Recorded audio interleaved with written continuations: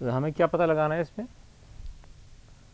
कि एक तो प्रेरक का प्रेरकत्व क्या निकालना चाहते हैं, क्या हुआ ये, इसका नॉमेनक्लेचर क्या हम यूज़ करते हैं, एल। ठीक है ना, एक तो हम ये निकालना चाहते हैं। दूसरे हम कह रहे हैं कि प्रेरक को अगर हम प्रतिरोध के साथ जोड़ दें, याद है अपन लोगों ने ऐसे तो खूब क्वेश्चन किए ही अपन ने, इस पर तो काफ़ी टाइम लगाया था।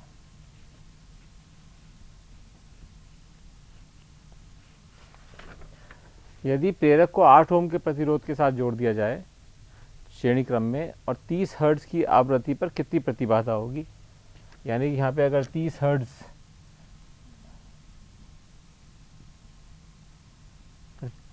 आवृत्ति है,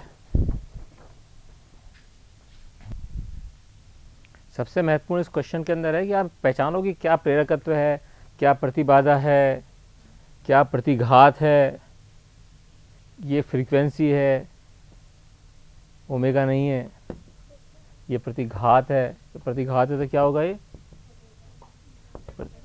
एक्सएल, और प्रतिबाधा क्या निकलवा रहे हैं जेड, है ना। ये सब चीज़ मतलब पहले इन टर्म्स को अगर समझ जाओगे तो इसको इजी करना होगा।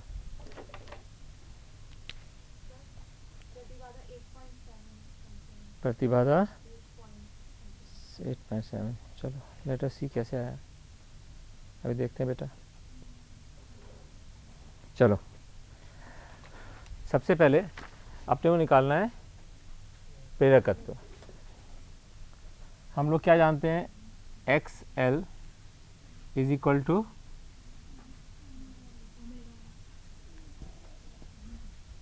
ठीक है।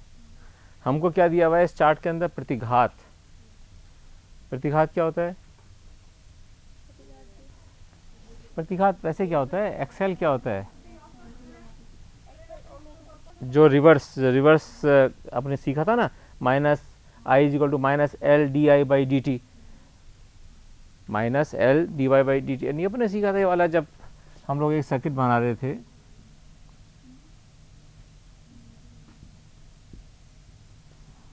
जब करंट इस दिशा में बह रहा था, जब इसके अंदर जा रहा था और हमने कहा स्विच को बंद किया, इसका मतलब करंट बह रहा है, तो ये करंट को विरोध करेगा, और क्या किस कैसे विरोध करेगा, क्या क्या, क्या विरोध करेगा, माइनस एल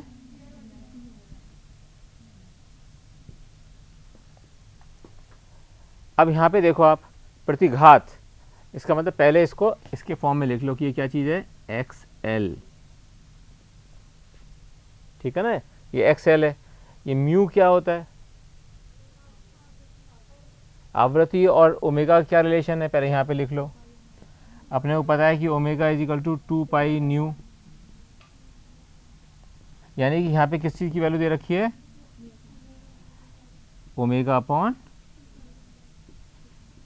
पहले तो ये दो तीन चीज़ें क्लियर, मतलब ये इसके अंदर अपन लिख लें अगर, तो हमको पता चल जाएगा कि हम एक्चुअल में क्या करने जा रहे हैं इस क्वेश्चन के अंदर। अब हमको पता है कि एक्सएल और ओमेगा एल, यानी कि ये तो एक्सएल है और ये ओमेगा एल। अब ओमेगा के फॉर्म में अगर हम लिखते हैं तो क्या हो जाएगा,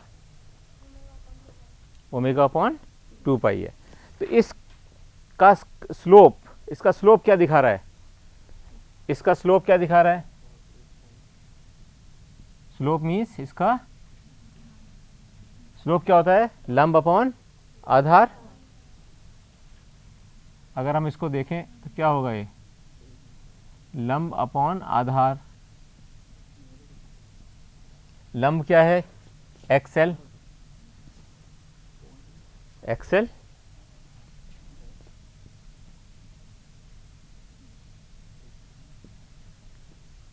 अब करो इसको आगे, अब तो आ जाना चाहिए।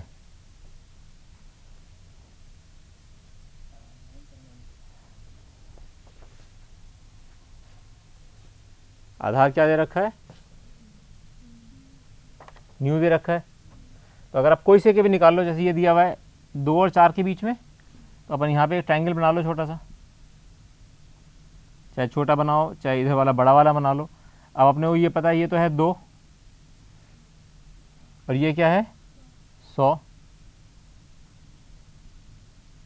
तो इसका मतलब क्या हुआ, एक्सएल अपॉन न्यू का रेशो ये रहेगा, चाहे कहीं भी ले लो यही रेशो रहेगा। यहाँ पर भी, यहाँ देखो कितना है 6 और ये होगा 300, तो 6/300 का भी वही मतलब होगा जो कि 2/100 का है।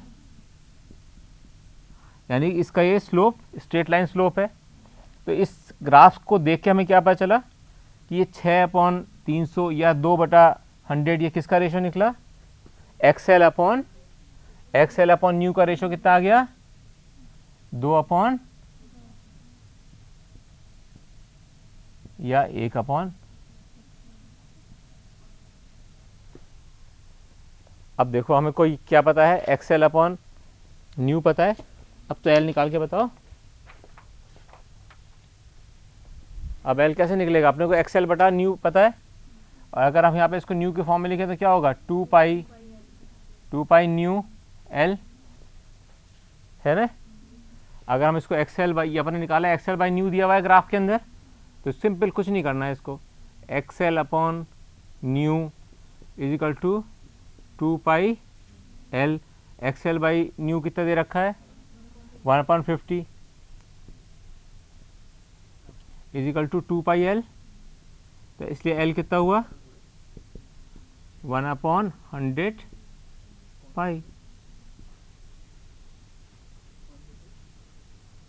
एक तो आंसर ये हो गया, कुछ नहीं करना पड़ा। ऐसे ही क्वेश्चन आते हैं इस चैप्टर में से, जिसमें से हमको जो डेफिनेशन हमने पढ़ी है उनके बारे में हमें क्लियर है कि डेफिनेशन क्या पढ़ी थी हमने। अगर हमने प्रतिघात पढ़ा था तो प्रतिघात एक्सएल था, तो यहाँ पे XL is equal to omega L. हमको पता था कि omega L 2 pi nu L होता है। आपने यहाँ देखा कि यार न्यू है ये, तो इन दोनों का रेशो एक्सएल अपॉन न्यू अगर हमारे पास आ जाए, इस ग्राफ से देखा एक्सएल और न्यू का रेशो आ रहा है, एक्सएल और न्यू का रेशो आ रहा है, हमको दिख रहा है। इस चैप्टर इसको ग्राफ को देखते पता जाना चाहिए कि एक्सएल और न्यू के रेशो की बात कर रहा है। जैसे हमने देखा कि एक्सएल बाई न्यू का रेशो पता है 1/50, बस एल की वैल्यू आ गई, है ना, बिल्कुल सिंपल। लेकिन इसके अंदर अपने को डेफिनेशन पता होनी चाहिए कि क्या है। अब इसी तरह से सेकंड पर आओ, सेकंड हिस्से पे आओ। एल तो आ गया आपका यहाँ पर,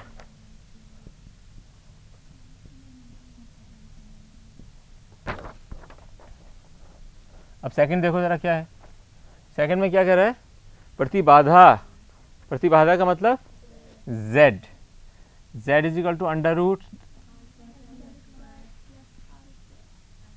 प्लस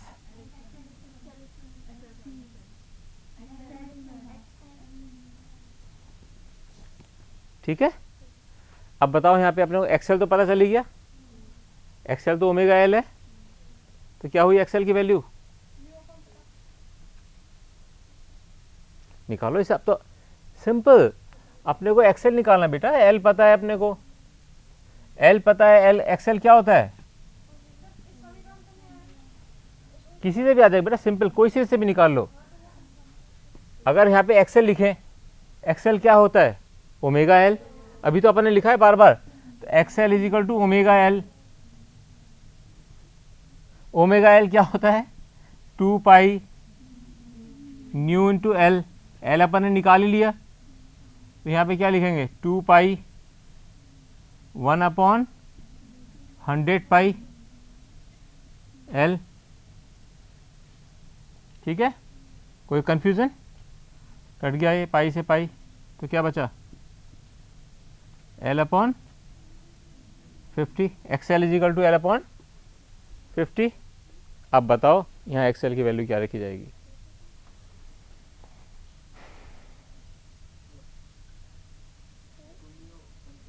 इतना सिंपल है, दिमाग लगाओ थोड़ा सा। व्हाट इज एक्सएल, एक्सएल क्या है, ओमेगा एल। अब बताओ एक्सएल की वैल्यू नहीं निकाल सकते अपन इससे, अपने को ये पता है कि एल अपने को पता है, ये निकाल रखिए ना एल, तो इससे एक्सएल कितना आएगा, क्या बताओ, ये सब कुछ सामने लिखा हुआ है, आप बताओ तो सही इसको। अब अगर एल की वैल्यू ये लिखी हुई है तो ये कितना आया, एक्सएल कितना आया, कहाँ पे, अच्छा यहाँ रख दिया, ये ठीक है, ये ठीक है, ये तो जरूर देखा करो आप। चलो अब करो, अच्छा है, चलो ये देखिए, यही पता जाए आपको तो अच्छा है। अब तो सब कुछ दिया हुआ है, एल भी दिया हुआ है, एक्सएल निकालना है, ओमेगा की वैल्यू भी पता है बेटे, 3/5 मतलब 300 अपॉन 50, 300/50 हुआ नहीं हुआ, क्या हो रहा है, एक्सएल की वैल्यू कितनी आई, 6, कैसे आई, तुम्हारी क्यों नहीं आ रही 6, कैसे आई 6 बताओ, क्या लिखूं मैं, XL is equal to 2 pi into 300, कितना सिंपल है, 100 से 3, पाई से पाई,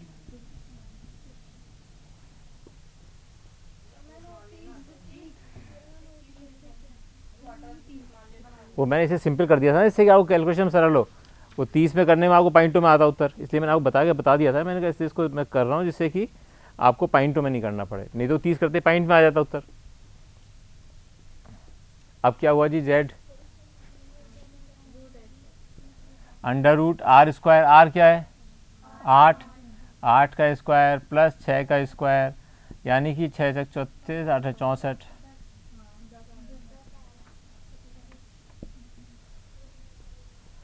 कितना सिंपल क्वेश्चन है, लेकिन हमको इसको क्या चीज़ लगानी पड़ रही है, हमें पता होना चाहिए व्हाट इज प्रतिघात की आवृत्ति है, प्रतिरोध दिया हुआ है, और यहाँ पे न्यू है, इट इज़ नॉट ओमेगा, यहाँ ओमेगा नहीं है,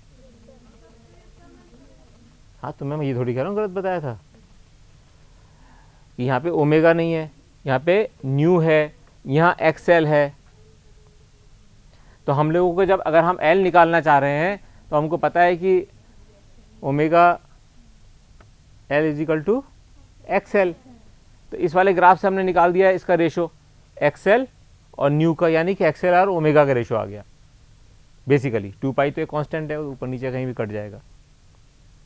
तो इस तरह के क्वेश्चन एग्जाम में बहुत ज़्यादा आते हैं, हद से ज़्यादा इसके क्वेश्चन आते हैं, और इसके आप पिछले साल के पेपर उठा के देखोगे 5-7 साल के, चाहे वो आईआईटी के हों और चाहे वो पीएमटी के हों और चाहे आपके सीबीएसई के हों, क्वेश्चन ऐसे ही हैं सिंपल, लेकिन वो चाहते हैं कि आपको पता हो कि इसके अंदर कंसेप्ट क्या है। ठीक है, अब आगे चल सकते हैं, बट ये क्वेश्चन बहुत ज़्यादा इंपॉर्टेंट है, इसको इंपॉर्टेंट लिख के आई लिख के रखना अपने साथ। चलो अब हम लोगों ने जो उस दिन छोड़ा था बीच में जाते जाते LCR सर्किट का कर लिया था, है ना, इसको एक बार अब अच्छे से कर लेते हैं, क्योंकि तो उस दिन तो सब सर्किट अपने आप होते जा रहे थे, आप लोगों को भी लग रहा था बड़ा सरल सा मामला है, एकदम आसानी से होता जा रहा था। आज इसको करके देखते हैं सर्किट को।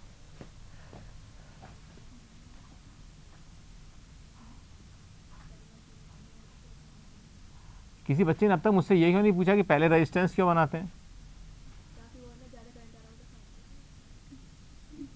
नहीं analysis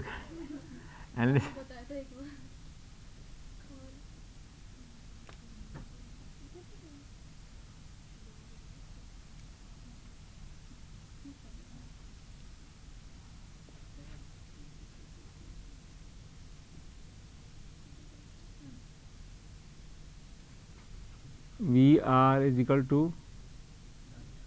IR, VL is equal to I,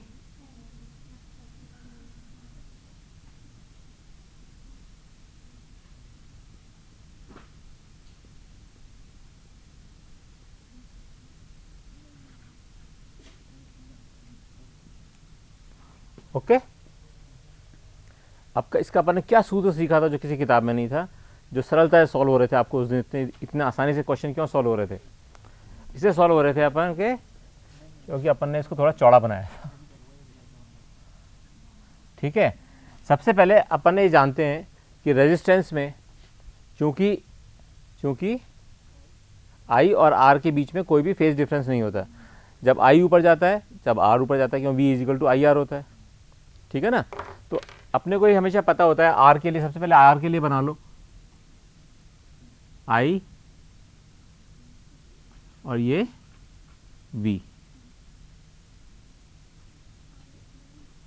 ठीक है। आर के लिए तो बिल्कुल दोनों एक दूसरे के समानांतर होंगे। अब इंडक्टेंस, इसमें आपने क्या सीखा था अपन ने, कौन, वोल्टेज, वोल्टेज इससे आगे, यानी कि अगर हम इसको यहाँ पे बना देते हैं, आई को बनाया यहाँ पर, तो वोल्टेज कहाँ गई,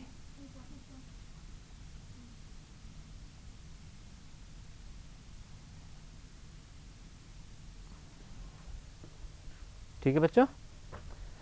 सी के अंदर करंट आगे होता है वोल्टेज से,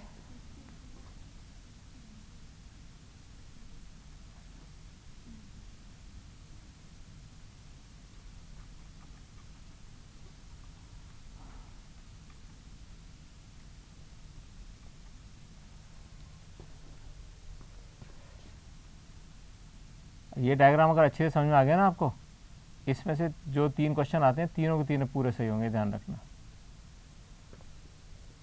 और कितना सिंपल है, कोई दिमाग नहीं लगता इसमें।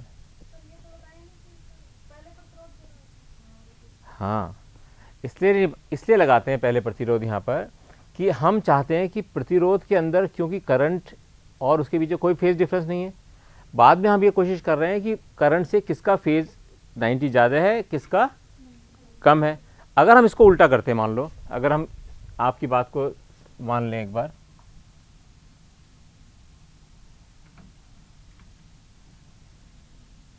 बीच में इसको लगा दिया, इसको लगा दिया यहाँ पर, अब देखो अब क्या होगा, देखो ज़रा।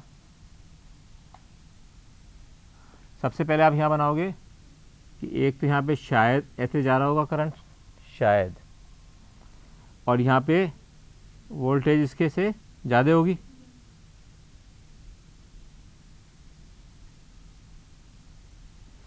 अब यहाँ आ गए, यहाँ कहा अपन ने, ये जो इसका आई था वोल्टेज इसके साथ,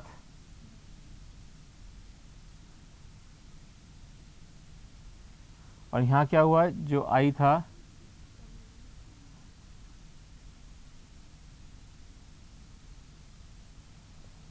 जब हमने ये डायग्राम बनाया, अब इसको हम जब फेजर डायग्राम में कन्वर्ट करेंगे तब हमारी मौत आ जाएगी।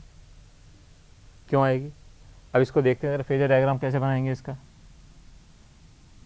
कोई सी परिस्थिति में फेजर डायग्राम बनाना आना चाहिए अपने को, है ना।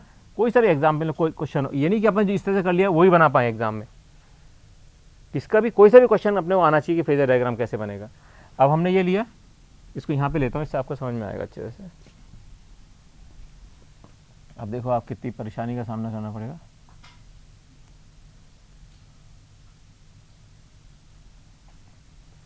सबसे पहले आपने बनाया आई और वी, आई और वी। अब कैसे बनाओगे, किससे आई और किससे वी,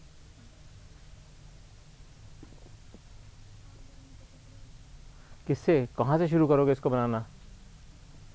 अगर आप ये कहते हो कि मैं इसको आई बनाता हूँ पहले, इधर मान लीजिए आपने कहा, या इसको वी बना दिया, मान लीजिए ये वी बनाया, तो आई इसके पीछे है 90 डिग्री,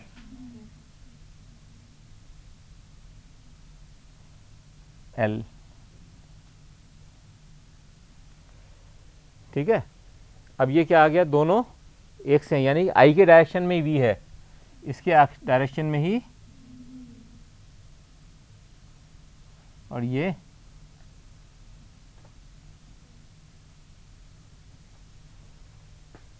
अब थर्ड में क्या हो रहा है, आई के साथ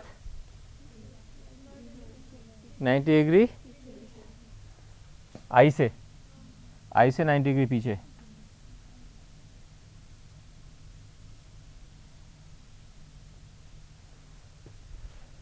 ठीक है।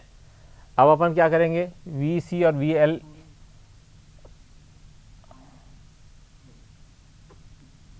V C minus V L किया, यहां तक आ गया, ठीक है। इसका यहाँ से एक ये हो गया V C minus V L, इसका अपन ने क्या बनाया, समानांतर चतुर्भुज। समानांतर चतुर्भुज को इससे जोड़ा, ये अपना आया ई। ई का जो एक्स एक्सिस के साथ एंगल होता है वो होता है ओमेगा टी, और फाई किस किस के बीच में एंगल होता है, ई और आई के रिजल्टेंट आई, यानी आई तो वो सेम रह रहा है, तो आई और इसके बीच में ये एंगल हुआ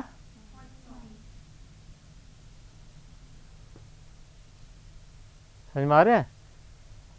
जो हमने सीखा था बिल्कुल उसका हम उल्टा कर रहे हैं सब कुछ इस समय। अब यहाँ पे इस वाले में इक्वेशन निकाली, ये सब वैल्यू मैक्सिमम वैल्यू है, ये तो अपन ने इंडिकेशन करने के लिए लिखी हुई सबकी मैक्सिमम वैल्यू है। तो ये क्या हुआ, इस वाले ट्राइंगल में, कोई से वाले ट्राइंगल में देख लो आप, ये वाला ट्राइंगल देखो, ये 90 डिग्री ट्राइंगल है ना, ये वाला, ये 90 डिग्री है, ये वाला, इसका स्क्वायर यानी कि ई का स्क्वायर, ई ज़ीरो का स्क्वायर, ठीक है। इस वाले ट्राइंगल में देख रहे हैं किसमें, O A B, triangle O A B,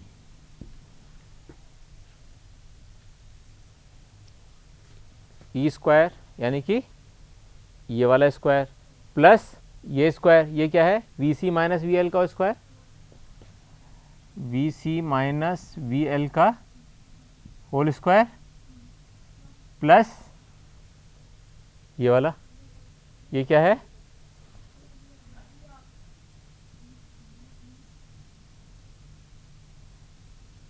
क्या है प्लस,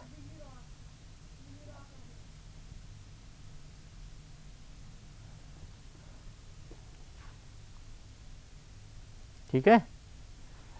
अब वी जीरो सी को क्या लिख सकते हैं, आई एक्स सी, आई जीरो एक्स सी, ठीक है, याद है या नहीं है। अभी तो मैं केवल वो करके दिखा रहा हूँ जो इसने पूछा है। तो वी जीरो सी को लिख सकते हैं अपन I zero X C, V zero L को लिख सकते हैं I zero X L, V zero R को लिख सकते हैं आर, ठीक है, simple, V is equal to I R, V is equal to I R. इसकी वैल्यू रखी, वी जीरो की रखी अपन ने, क्या हुआ वी जीरो सी की, तो आई जीरो एक्स सी माइनस आई ज़ीरो एक्स एल का होल स्क्वायर प्लस आई ज़ीरो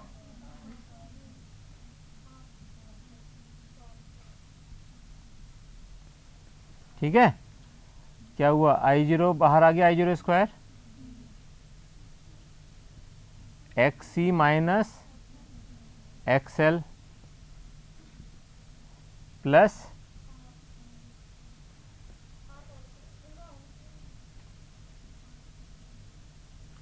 ठीक है, इसलिए ई ज़ीरो क्या हो गया आपका, आई zero under root x C minus X L का स्क्वायर प्लस आर का स्क्वायर। तो आई ज़ीरो क्या हो गया,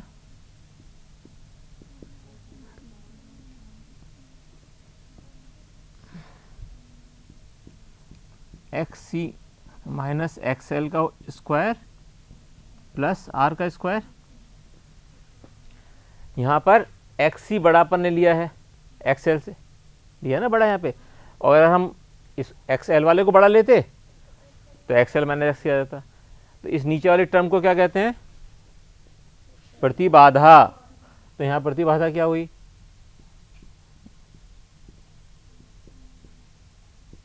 प्रतिबाधा Z is equal to X C minus X L का स्क्वायर प्लस आर स्क्वायर, ठीक है। तो अपन कर तो किसी भी तरीके से सकते हैं,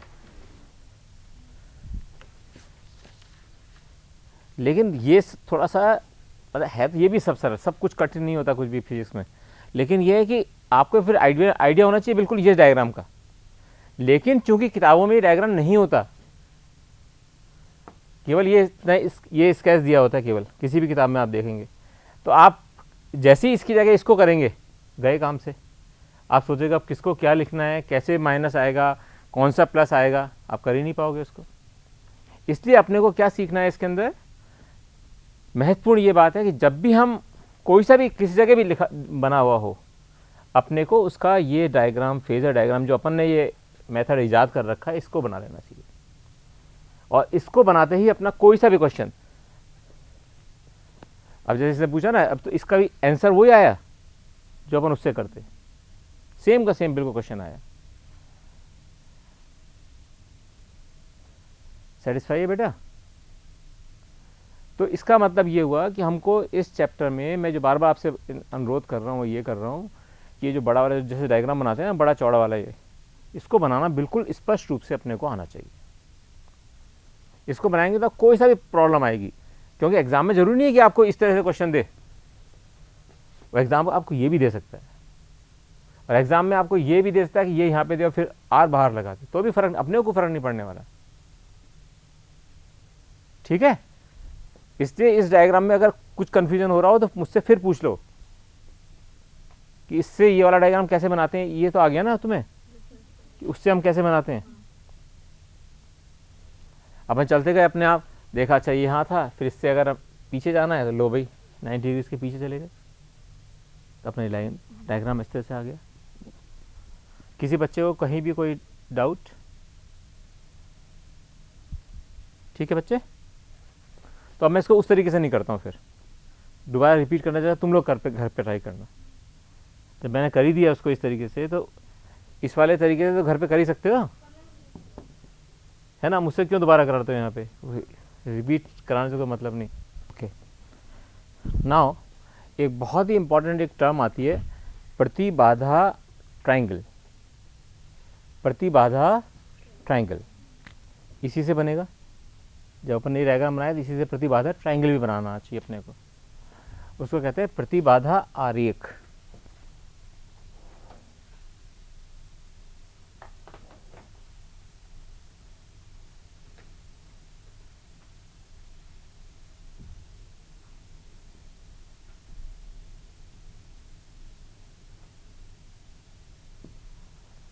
बहुत सिंपल है।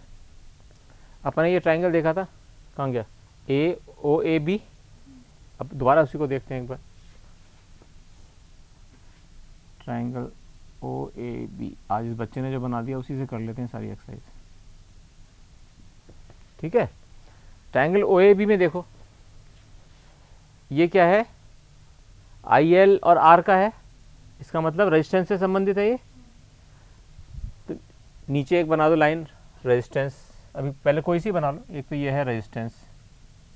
ठीक है, ये रेजिस्टेंस वाला है। ये अगर रेजिस्टेंस है, इसके लंबवत क्या चीज़ है? ये इसके लंबवत क्या है? V C minus V L, यानी कि X C minus X L. ठीक है, आर के लंबवत क्या बना दिया हमने? बिल्कुल उसी को यूज कर रहे हैं अपन, कुछ नहीं कर रहे हैं। ये ना, देखो ये जो आर था, ये x C minus X L है, यहाँ से ले लिया अपन ने उठा के। और ये क्या है? इन दोनों का अंडर रूट का स्क्वायर, यानी कि ये क्या चीज़ है? पाइथागोरस थ्योरम से ये क्या हुआ? Under root x C minus X L का स्क्वायर प्लस आर का स्क्वायर। ये क्या होता है? प्रतिबाधा Z।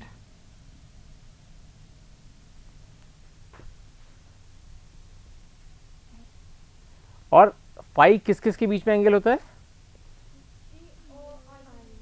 E और I। E क्या होता है? रिजल्टेंट। रिजल्टेंट है ये। I किसका साथ होता है? R के साथ। तो फाई कौन सा हुआ इसमें एंगल?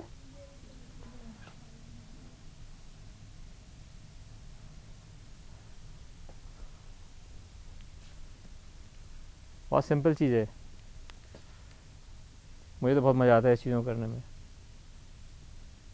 नहीं समझ आया तो पूछ लेना बेटा, आया समझ में?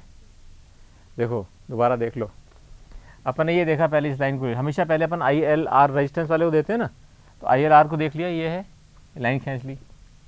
इसके लंबवत क्या है, V C minus V L, ये किससे संबंधित है, एक्स सी और X L, X C minus X L, और इन दोनों को जोड़ने वाला ई आ रहा है ये रिजल्टेंट, तो ये रिजल्टेंट प्रतिबाधा, ये फाई, ठीक है।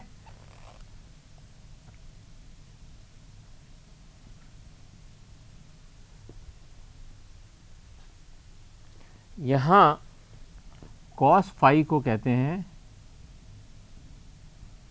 क्या कहते हैं,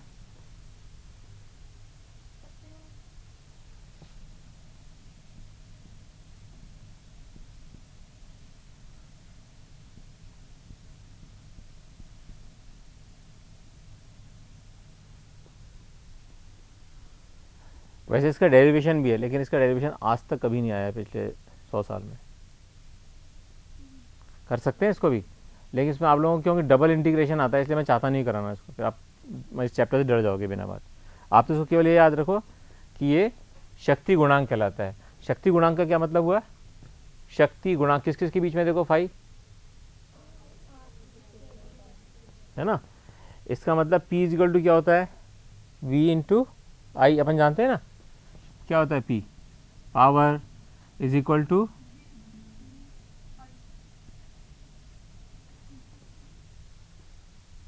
ये तो अपन जानते हैं ना, P is equal to V I. वैसे अगर अपन डीसी वाला याद रखो ना, P is equal to I square R, I square R को क्या लिख सकते हैं, आई क्या, आई आर क्या होता है, वी आई, यही लिखा है बेटा।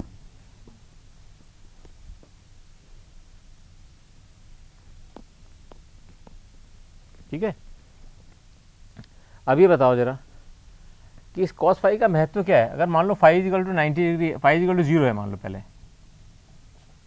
फाई इजिकल टू 0 का मतलब, नहीं उसको डायग्राम को देखो,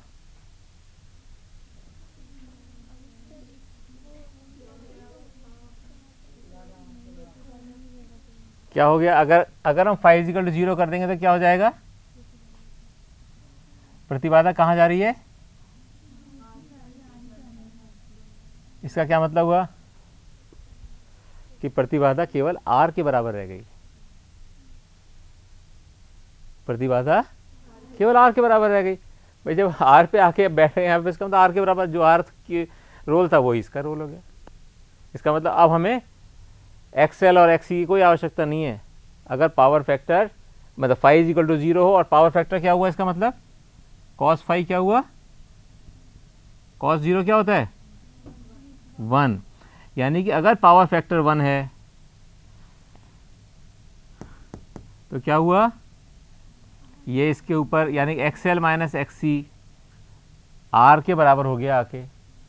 इसका मतलब क्या हुआ कि अब केवल रेजिस्टेंस का महत्व रह गया, एक्सएल एक्सी का नहीं रह गया। इस स्थिति को क्या कहते हैं, अनुनाद। पहले इसको समझो दोबारा, नहीं इतनी जल्दी नहीं, बहुत फास्ट करने लग गया, धीरे। अब बताओ phi is equal to 90 degree हो तो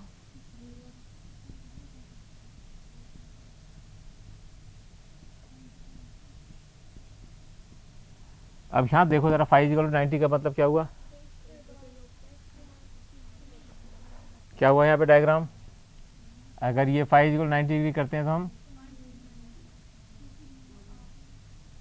यानी कि ये Z और ये R और Z एक दूसरे के 90 डिग्री एंगल पे हो गए।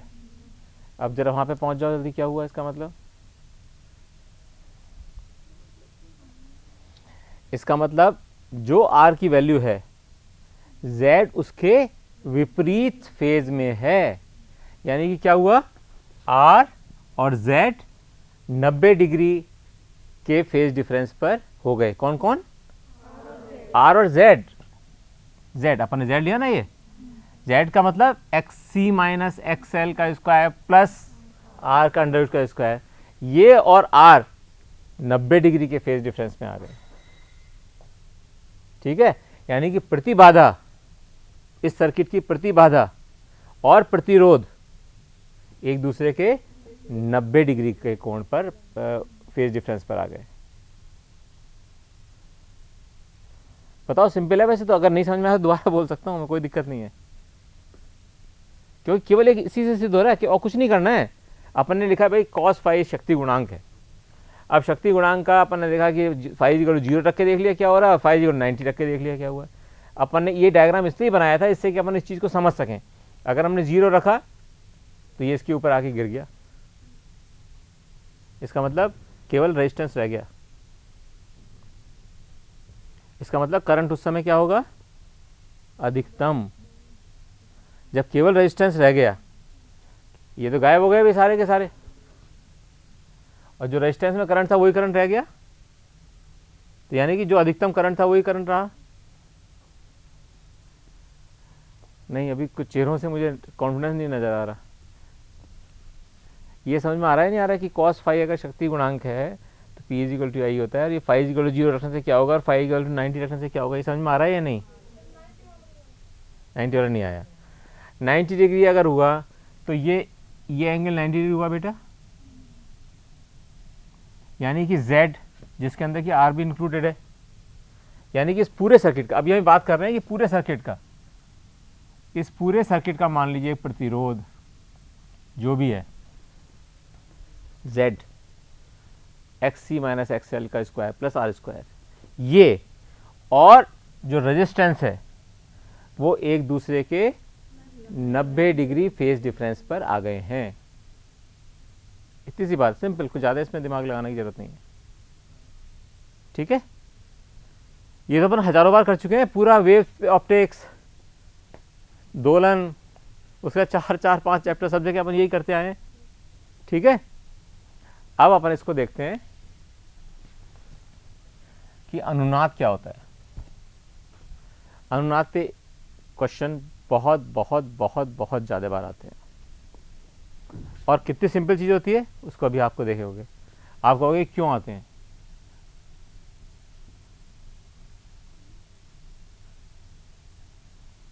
अनुनाद कौन से सर्किट में? LCR सर्किट में।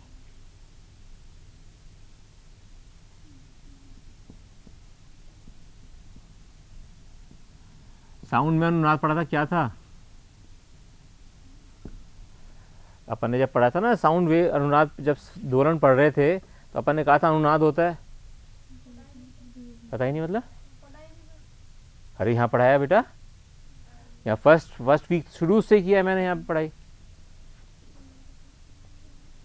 अनुनाद,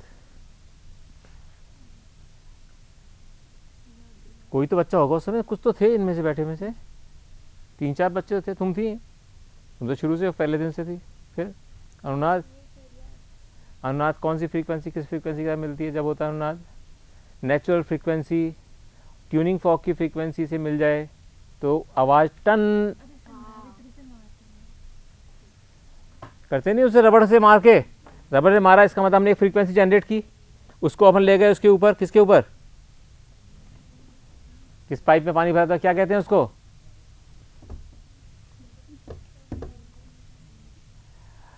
ट्यूनिंग फोक को, ट्यूनिंग फोक को उससे मारा। अब उसको कहां ले जाते हैं?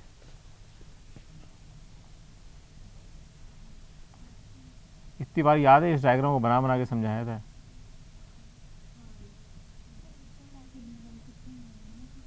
यहाँ पानी भरा हुआ था, इस पानी को ऊपर नीचे करते हैं। ऊपर नीचे क्यों करते थे याद है? कि अपन ये चाहते थे कि ये यूँ बन जाए पूरा। अगर ये पूरा बन जाएगा यहाँ पे और इसकी फ्रीक्वेंसी मैच कर जाएगी तो आवाज़ जोर से आएगी। ठीक है, चलो इसको भूल जाओ, अपन यहाँ की बात करते हैं। ये तो फिर दोबारा इसको करेंगे जब, इसलिए मैंने उनसे कहा था कि पहले 12th की करके फिर 11th का दोबारा रिवाइज करना चाहिए, उससे फ़ायदा रहता है। बिकॉज 11th तो इतनी दूर हो जाएगी आपकी, नहीं तो 11th को हमेशा हर जगह यही करते हैं, हर कोचिंग इंस्टीट्यूट में, कि पहले 12th का पढ़ा के फिर 11th का रिवाइज कराते हैं। लेकिन ये वो 2 चैप्टर जरूरी थे करने, क्या उसके बिना आप ये समझते ही नहीं वेव थ्योरी क्या होती है? चलो कोई बात नहीं, अपन इसको सिंपल रूप में और सिंपल रूप में समझ लेते हैं। I0 है, इसको बहुत सिंपल भाषा में समझते हैं। I0 is equal to E0 upon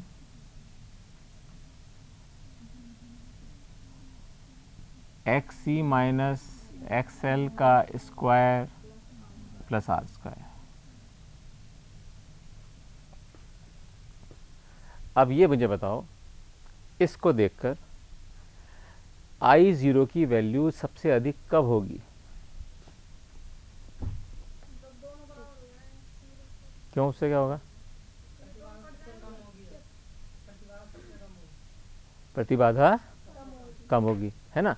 तो इसका मतलब ये होगा कि अगर हम किसी भी चीज़ में बहुत सारी चीज़ जोड़ देंगे तो वो तो ज़्यादा होती जाएगी। इसका मतलब ज़्यादा चीज़ से कम में भाग देते जाएंगे तो कम होता जाएगा। अपन ये कह रहे हैं कि इसके अंदर अनुनाद कब होगा? जबकि I की वैल्यू I0 अधिकतम होना चाहिए, जब तो आवाज़ आएगी टन।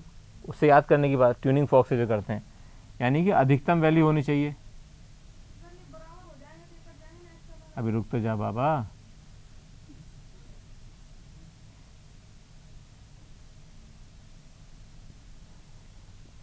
ठीक है। अभी अधिकतम कब हो सकता है? जबकि या तो ये पूरी संख्या 0 तो फिर क्या हो जाएगा? इन्फिनिटी हो जाएगा। एक ये भी तो होती है, एक ये भी कंडीशन हो सकती है कि भाई ये 0 हो जाए, अधिकतम मतलब इन्फिनिटी। लेकिन इन्फिनिटी करंट का क्या मतलब हुआ?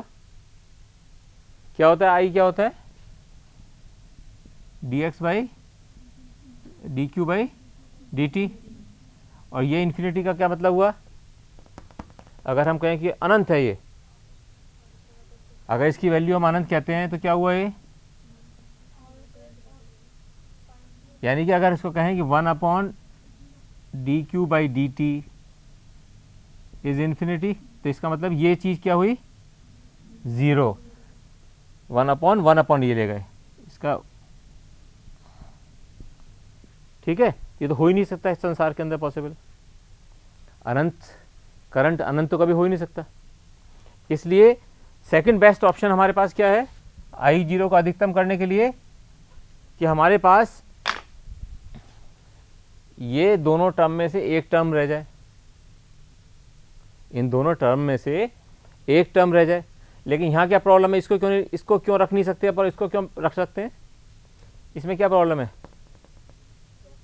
हम ये कह रहे हैं कि हम इन दोनों में से कोई सी एक राशि को हटा दें तो I की वैल्यू अधिकतम आ जाएगी। तो कौन सी को हटाएं?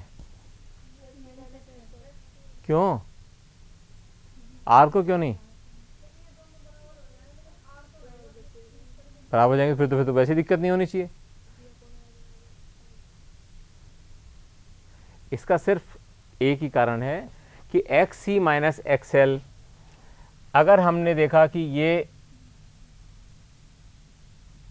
प्लस चार्ज है, यहाँ माइनस चार्ज है, और इसके अंदर हम जोड़ देते हैं एक, तो क्या होगा? मान लीजिए ये चार्ज डिस्चार्ज होना शुरू हुआ। यहाँ पे पहले चार्ज था पूरा, ठीक है, चार्ज्ड। अब ये डिस्चार्ज होगा तो इधर बहेगा, इसमें बहता जाएगा। जैसे इसमें बहता जाएगा क्या करेगा? ये प्रेरकत्व पैदा करेगा, यानी कि ये इसका विरोध करना शुरू कर देगा। Minus L D I by D T. जब ये धीरे धीरे पूरा खत्म हो जाएगा, इसका मतलब जो इसकी यहाँ पे जो एनर्जी थी, यहाँ जानते हो एनर्जी क्या होती है? पढ़ा था ना अपन ने। कैपेसिटर में एनर्जी कितनी होती है? 1/2 और इंडक्टर में 1/2 L I स्क्वायर। इसको याद करने का तरीका क्या है? ये हमेशा चार्ज से संबंधित होता है, यानी कि वोल्टेज डिफरेंस से होता है, जैसे CV स्क्वायर। ये हमेशा करंट से होता है क्योंकि इसमें रिवर्स करंट बह रहा होता है। इसको याद करने का तरीका है कि हाफ LI स्क्वायर, यानी कि जो इसकी एनर्जी थी धीरे धीरे इसके अंदर ट्रांसफर हो गई। इसकी एनर्जी अब धीरे धीरे इसके अंदर ट्रांसफ़र हो गई, क्यों, इसका चार्ज इसके अंदर ट्रांसफ़र हो गया, तो इलेक्ट्रिकल एनर्जी किस एनर्जी में बदल गई।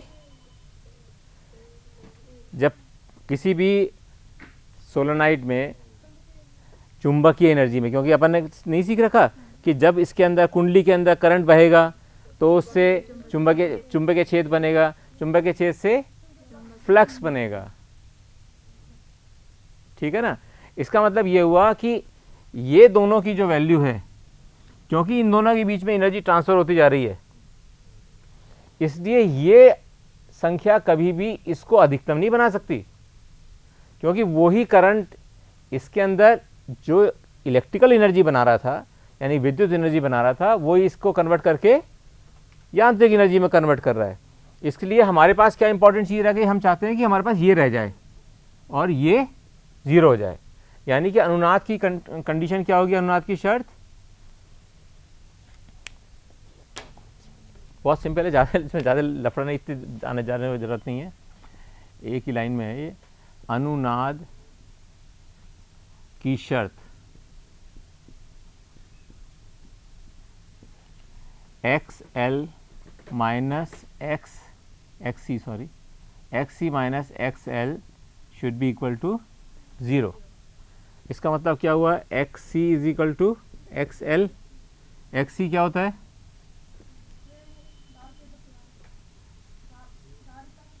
नहीं आई और उसके अंदर बोलो ना बेटे, L और C इसमें बोलो। XC क्या हुआ,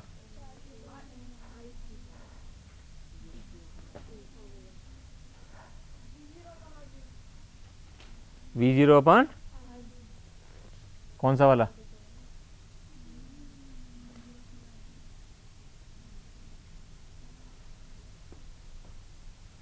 अगर XC is equal to XL है, अपन ने वहाँ भी इतना लिखा था ना बेटे, ये देखो सब लिखे हुए सामने, वो देखो सब चीज़, हर चीज़ अपन इसलिए सामने लिखी हुई है कि अपन उसको यूज़ कर सकें, यही तो है ना कारण, नहीं तो अपन क्यों लिख के रखेंगे, नहीं तो सारा कि यहाँ पे लिख के रख रखा है इसको। अब इसको यूज़ करके बताओ इसकी कंडीशन क्या बनेगी, इससे बस सिंपल से बता दो मुझे तो। चलो सिंपल सिंपल सिंपल सिंपल, इतना सिंपल, बहुत सिंपल कर लेते हैं। XC is equal to